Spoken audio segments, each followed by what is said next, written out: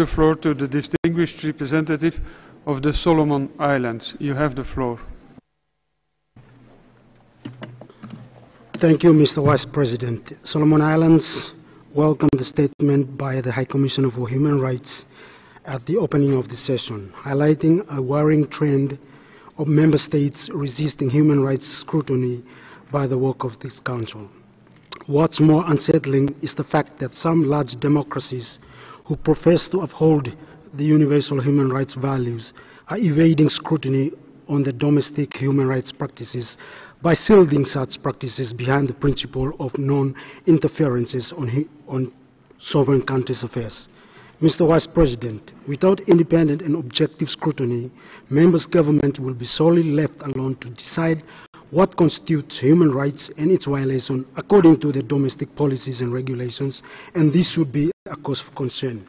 Solomon Islands share the view that protecting human rights of all people requires our collective responsibilities, and we must condemn any violation of human rights whenever it occurs and wherever it happens. We are also of the view that the repression of the freedom of expression and of assembly has a direct corroboration to the increased reports of human rights violation.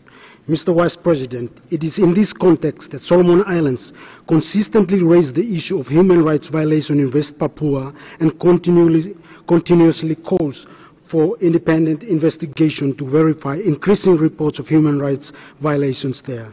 Finally, Mr. Vice President, Solomon Islands would like to call upon the Indonesian government to cooperate with the Human Rights Council and further allow the agreed UN Special Rapporteur on freedom of expression to visit West Papua and Papua provinces and to allow for full access of international journalists and human rights organizations into West Papua. I thank you, Mr. Vice President.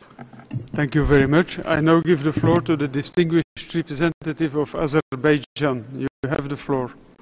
Mr. Vice President, Azerbaijan once again draws the attention of the Council to large-scale human rights violations of more than 1 million Azerbaijanis who have become victims of the Armenian aggression against my country. The next session of the Council